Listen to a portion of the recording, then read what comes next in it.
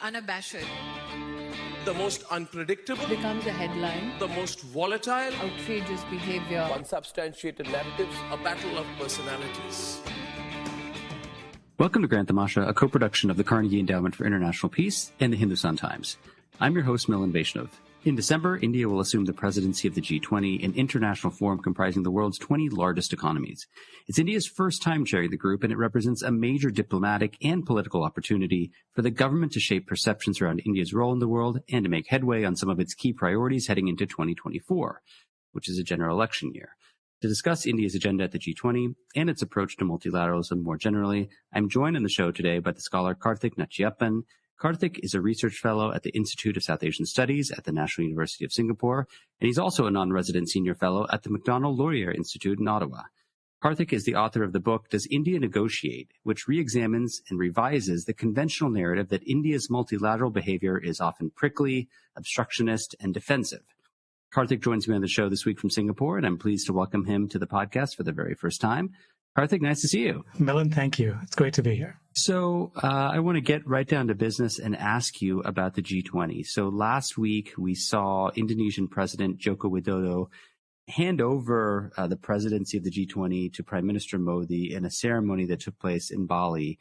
And before we kind of get into the weeds on the substance of India's presidency, tell us a little bit about, what do you think is the symbolic import of this particular moment for India? Milan, I think the G20 is a really important moment, an event for India and Indian diplomacy. It signifies responsibility and leadership when India has the power and clout to shape and lead the global economic agenda for a year and the international response to urgent global challenges.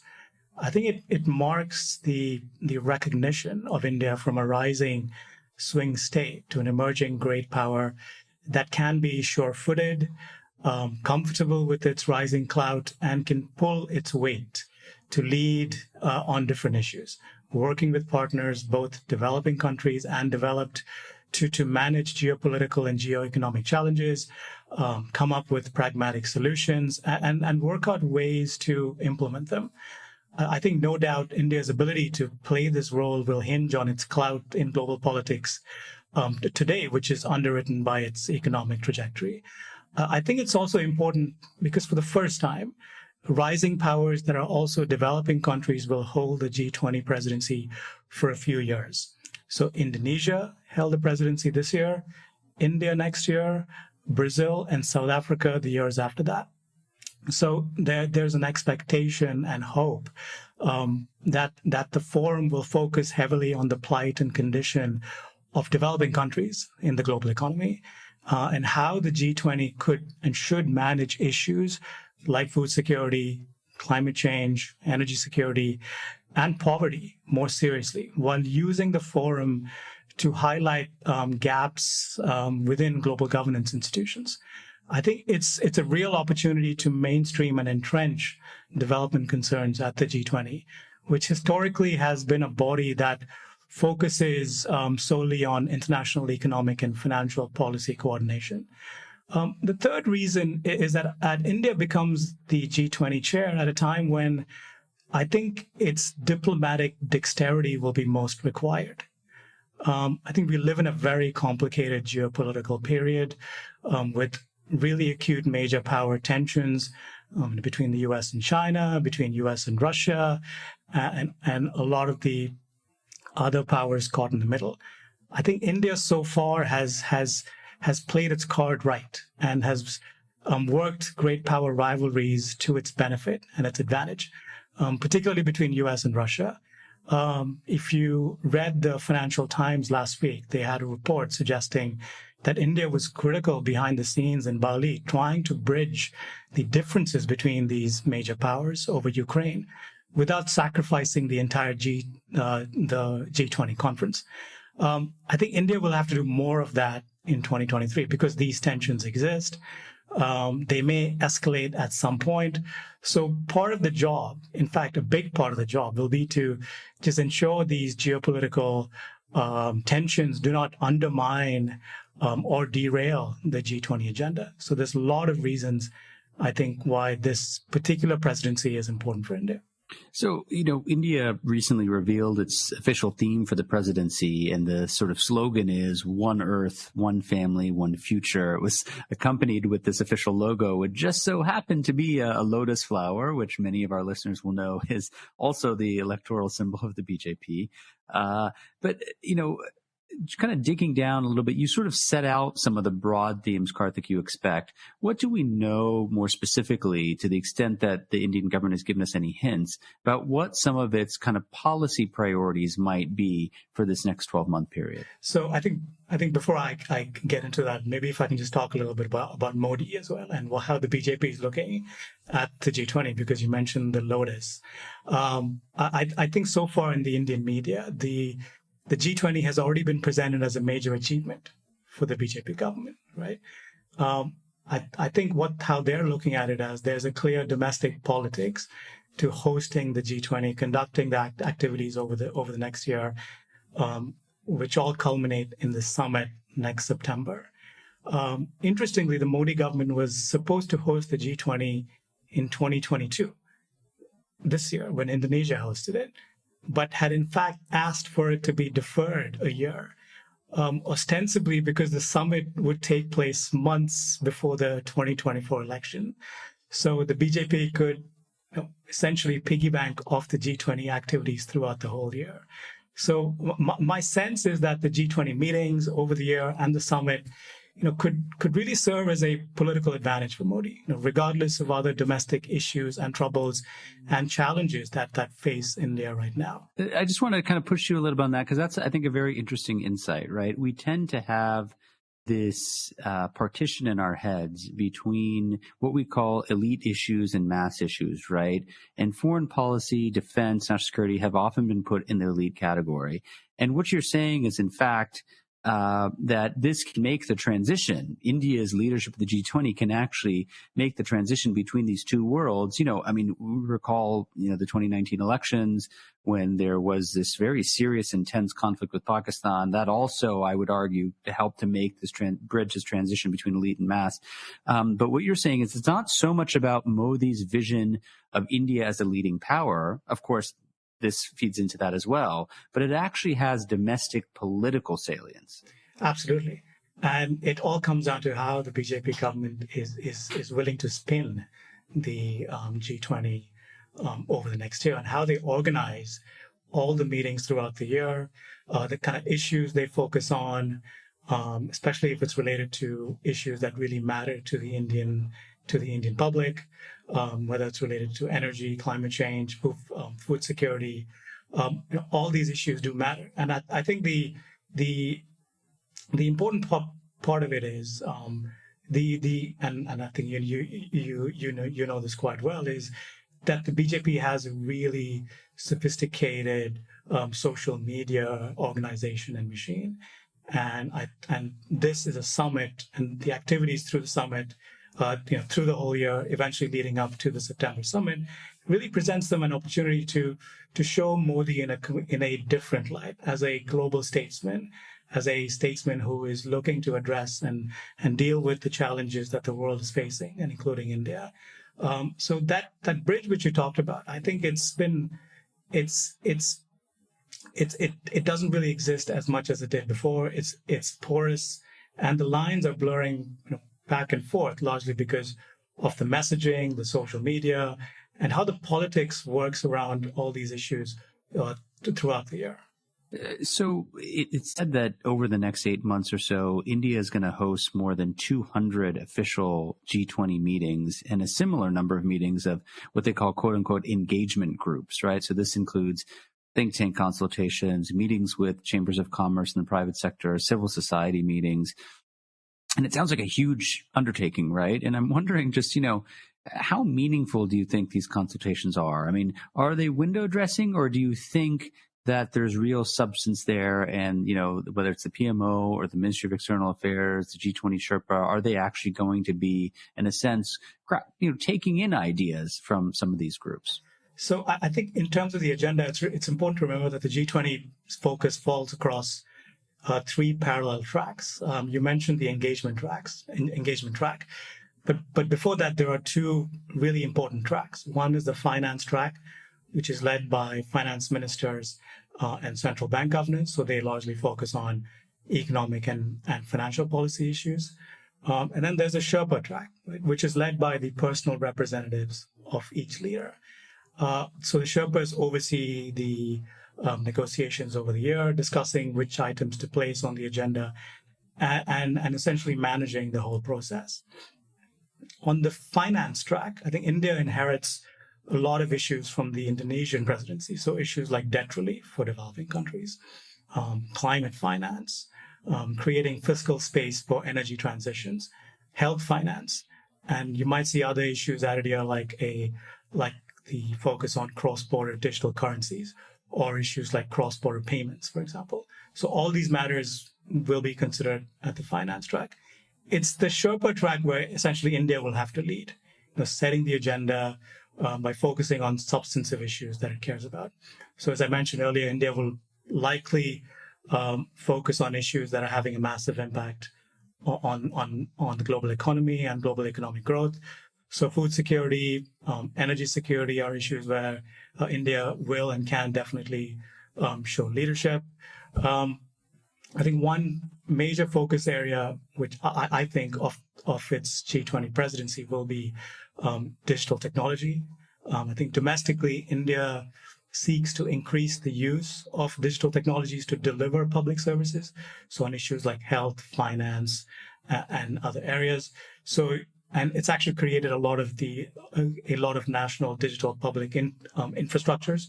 So my guess is that's going to be a big priority on the agenda. In terms of the engagement track, I think the engagement track is important. And I think it's important because it opens the G20 up to more voices and experts. It makes it more democratic and it makes it more open and transparent. So I wouldn't call them window dressing. I think all these different engagement tracks and groups meet to discuss the important issues affecting the G20, and it actually drafts recommendations to the G20 that it can consider later on. I think while these recommendations are essentially non-binding, they are actually considered by the G20 for its discussions and negotiations. So they do work their way up into the G20 policymaking process. And finally, I want to add that the engagement track is also important because it allows other international organizations to also play a role as an observer. So, for example, you have the OECD, which participates in all these G20 engagement track working group meetings, providing data, analytical reports, and proposals on specific topics to essentially ensure that the agenda is representative and is reflective of the issues that the G20 countries are facing. So it's important. It is, as I mentioned, it's open, it's democratic, it's transparent. It's inclusive, and it adds to the entire G20 process over the year. So, Karthik, I want to ask you about something the External Affairs Minister Jaishankar said just a few weeks ago. He previewed one of India's likely focus areas in Bali, saying that the reform of governance of multilateral financial institutions will continue to be one of our core priorities. A few weeks ago on this show, I had our mutual friend Rohan Mukherjee on, and we talked about his new book, which looks at the status concerns of rising powers like China and India, especially when it comes to being taken seriously in multilateral institutions like the WTO, like the World Bank and IMF. You've written a book, Does India Negotiate?, that actually looks at how India negotiates international rules, at why it signs certain rules and not others.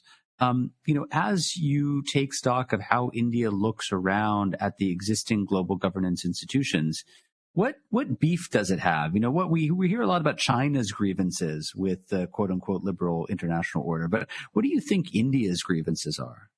Well, I think so, Milan. I think this is an important question, right? But I think if you go back to 1947 and when India was a new country, it entered the international order as a country that was extremely reliant on, dependent on the various institutions that existed. These institutions and organizations were created by the major powers. They were created to advance the interests of the major powers, and they were designed and structured in a way to advance the interests of these major powers. So I think there was inbuilt resistance within the system for countries like India as they entered the international order as newly independent countries, right? And I think if you look at that, the biggest beef or the biggest concern that they've had, and I'm focusing on India, but it's equally applicable to a lot of the other countries that were decolonizing at that time, is that the international order and the international organizations did not give them enough space and voice and representation to secure their national interests, right? Because as I mentioned, the rules, the practices, the procedures were created and designed for the major powers to their benefit. So India has always had issues working with and within existing international organizations to essentially secure its development and security interests. Now, over the decades, what it's done is it's bandwagoned with other developing countries. So you've seen coalitions and groupings like the G77 emerge, focusing again on a number of economic and development issues, because it became important for a lot of these developing countries to bandwagon with each other, to collectively bind and join their voices to increase their clout within the international system, right? And that continued over the 1970s and 80s. But I think since reform, since the 1980s and 90s, what you've seen is an India that has changed multilaterally, an India whose own economic trajectory is increasingly bound within the institutions and rules that are made within the international organizations that govern the global economy. So the strategy from the 80s and 90s onward was to negotiate with intent, work within these rules and institutions, and generate enough support, either individually, bilaterally, or with other countries, to secure rules that are in your favor. And this is what I cover in my book as well. The 4 cases that I cover, and a number of other issues like climate, trade, disarmament, health. India is actually willing to work within these institutions and organizations because they see no other alternative. Their economic trajectory depends on it. Their security depends on it, and there's no other. As Bill Clinton used to say in the 1990s, there is no other game in town, right? And so India's multilateral strategy approach has changed over the decades as its own economy has grown and as it's become more reliant on the international order and institutions and rules.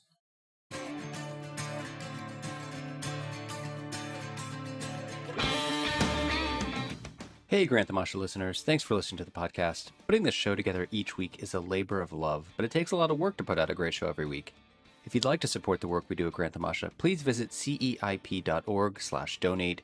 Don't forget to subscribe to us on Apple Podcasts, Google Podcasts, Spotify, or on your favorite podcasting platform, so you'll be the first to know when a new episode rolls out. It's interesting, right? Because one of the things that your book is explicitly pushing back against is this kind of conventional narrative, which I still think looms pretty large in a lot of analysts' minds, that India essentially is pretty obstructionist. It can be a naysayer. It can look to block when it comes to negotiating international rules. So do you think that there is this sort of, lag between kind of India's multilateral behavior and kind of what the prevailing wisdom is, where there's this sort of delta there and people haven't yet kind of gotten adjusted perhaps to kind of India's new MO? As you mentioned, there's this narrative, there's this deep narrative of India being an obstructionist, as a naysayer, as a veto player in multilateral negotiations, right? But the driving puzzle of my book is that if you look at the number of treaties that India negotiated from 1990 to 2005, there were about 11 treaties that India negotiated, and it ratified 8 of those treaties. It abstained from 2, and it rejected 1. Now, there's an inconsistency here, right? Now, the logic is that if you are a defensive obstructionist naysayer, you probably will not sign and ratify many treaties. but the empirical record says otherwise, right?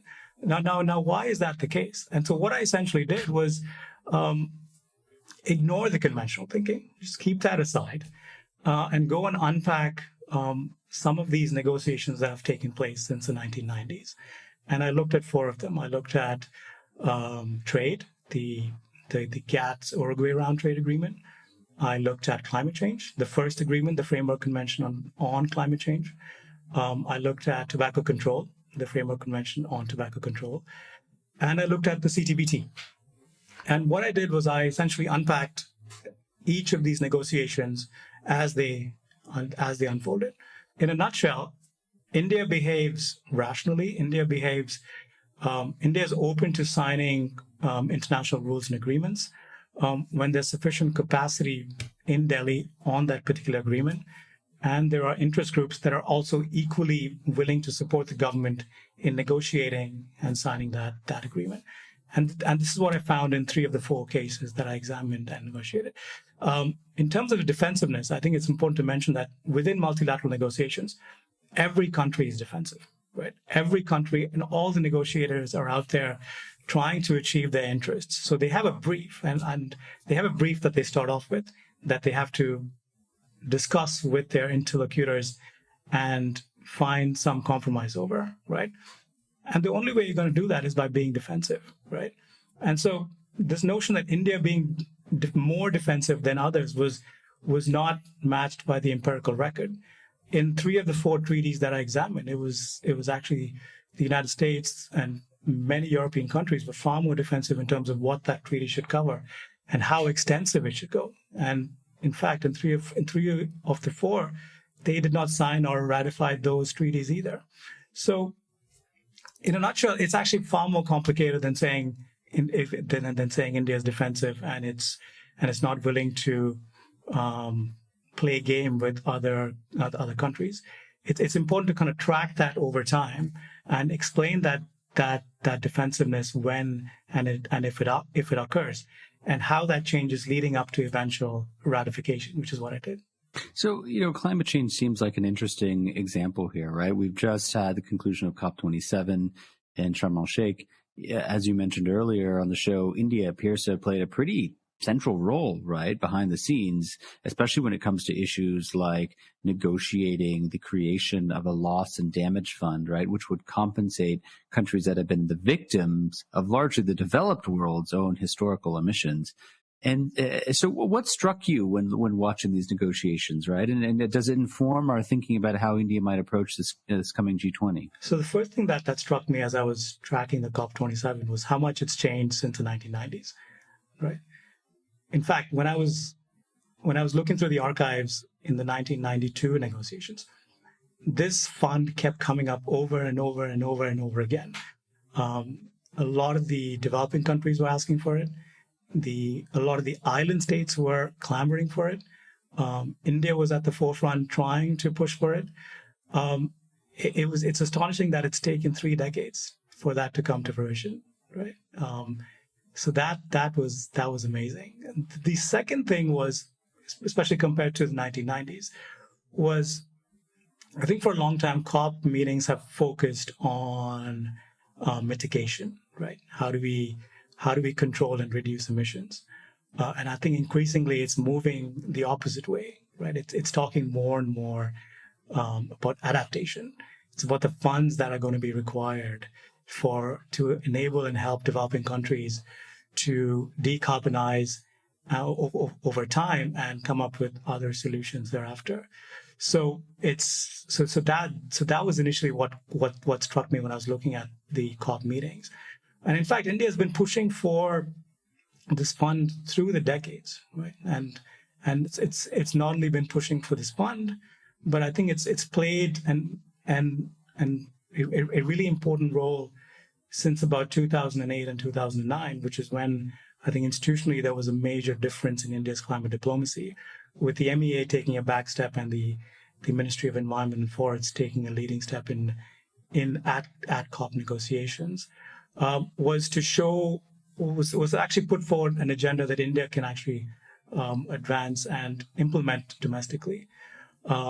So, and also the last few COP meetings, if you look at Glasgow and even the one before that, India has been pushing for the phase down of fossil fuels, of oil and gas, and it's been very, very proactive compared to the first few COPs in the 1990s, when the talk was all about mitigation and coming up with financing that would help developing countries move to a decarbonized future. So I was actually struck by those differences.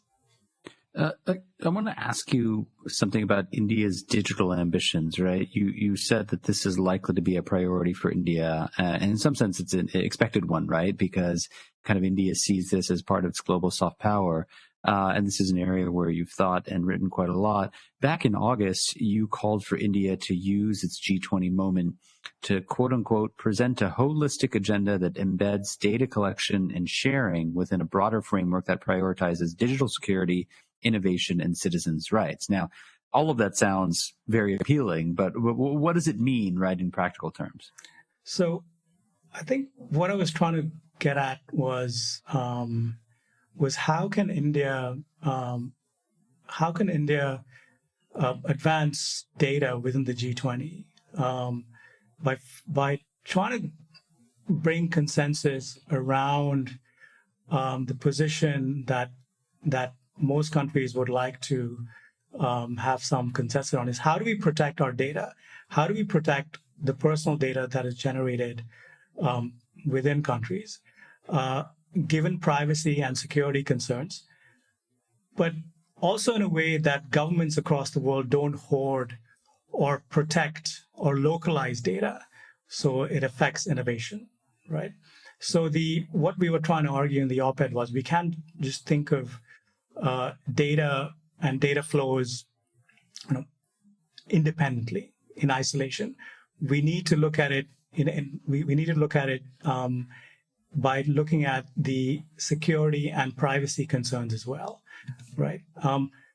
That was a whole, but I'm hard pressed to think that that'll happen at this G20, because I think most countries have yet to figure out how to balance that. How do we protect our data without sacrificing privacy and security concerns? So I don't expect personal data flows, actually, the issue of personal data flows, to be a part of the G20 agenda, or for India to place it there. Since I think over the last 6 to 8 months or so, there's been a number of key differences between major jurisdictions, so China, EU, the US, on how to go about regulating personal data. What I think there is a possibility for India is to focus more on the non-personal data aspect, right? It's the anonymous data that is generated within countries. And here specifically, how this anonymous non-personal data generated can be better shared so that governments and other access can have access to that data and use it for their own benefit. So India has various initiatives underway right now that seek to essentially open up government and public data, right? So for example, you have the National Open Digital Ecosystems Policy, NODES. There's a national data sharing and access policy, which is really a forward-thinking step. So the priority, at least for the Indian government over the last year and so, is to open up public data, so non-personal anonymous data, for both public and private use. And I think this is something that India can really mainstream at the G20, given their own emphasis and focus on these national digital infrastructures and these open data ecosystems that they're keen to establish and create. So we already have that in the financial sector. So you have the India stack, and you have a number of different technologies associated with that. So for example, the United Payments Interface, which is this massive public infrastructure that helps people make mobile payments to one another. So you have the Indian state creating that architecture, and a lot of these private sector actors, including Google, Paytm, and these and other financial institutions, essentially operating within that public framework. I think India hopes to create that on other issues like health, for example, where it kind of creates this interoperable public digital health platform for all health-related services, right? I think the government, based on the conversations that I've had and some of the writings and reporting, is that it's keen to expand on this particular agenda within the G20. And I think you're going to see more attention on that over the next year. So, Karthik, I wonder how we square this kind of digital agenda with the common concern that gets expressed about India's position, right? I mean, you had written another piece in October, and we'll link to both of your pieces in the show notes, where you noted that the United States and other large, primarily U.S.-based technology firms were openly critical of Delhi's stubborn attitude on data sovereignty, right? Calling some of their plans overreach, that could end up in restricting digital trade. It could undermine privacy. It could rebuff intellectual property rights protections.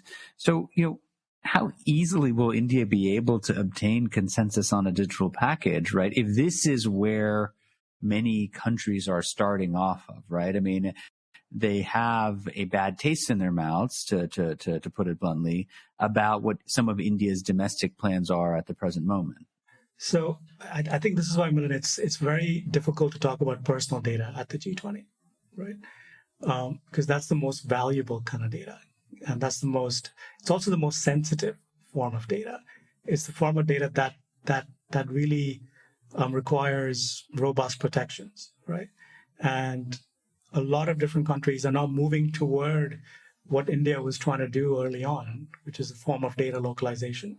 So if you see in Europe, Europe has really moved the other way in terms of creating policies, for example, the Digital Services Act and the Digital Markets Act, which essentially call for the creation of these data enclaves where data generated within Europe can be withheld and used for Europe's benefit, for Europe's economic benefit, right?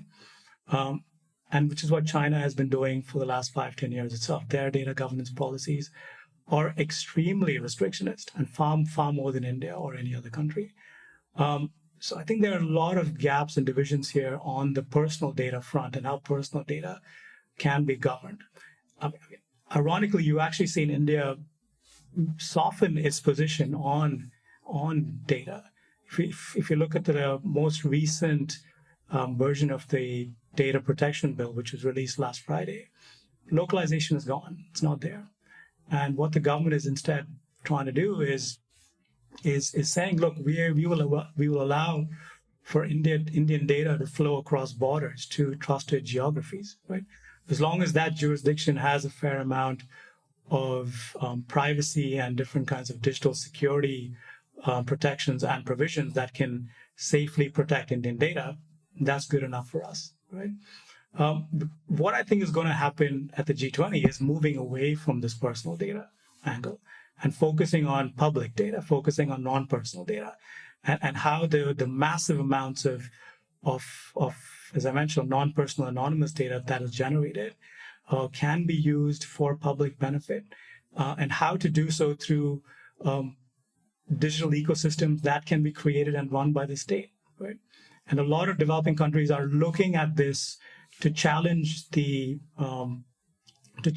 power that a lot of the big tech companies are. Instead of operating within infrastructures and ambits that are created by big tech companies, which essentially means that they collect and use all the data to their benefit, the Indian approach is very different. The Indian approach basically says is the state will be the custodian here. It will manage, it will create these public digital infrastructures and manage them and use the data that's generated internally for everybody's benefit. So everybody has equal access to that data as well, both public and private actors. Now, the problem is you also need a data protection law, right? Because without a law, you need some constraints on government and how government also uses and operates and protects data. You need some constraints on how that data will be shared internally. You need some constraints that will clearly spell out the kind of privacy requirements. And right now, India doesn't have that. So hopefully it moves more, it moves along those lines. But at the G20, it'll look to mainstream as I mentioned, the non-personal data, the national digital public infrastructures angle more than the personal data angle. My guest on the show this week is the scholar Karthik Nachiappan. He's a research fellow at the Institute of South Asian Studies at the National University of Singapore, and he's also the author of the great book, Does India Negotiate? Karthik, thanks so much for coming on the show, and look forward to an exciting year ahead. Thank you so much, Milan.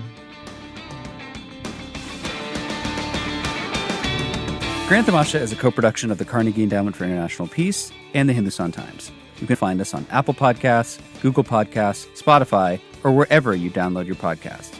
Be sure to subscribe and leave a review to help others find the show.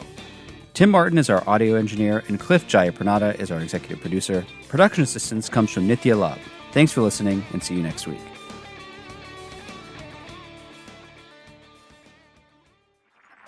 This was a Hindustan Times production brought to you by HT Smartcast. HT Smartcast.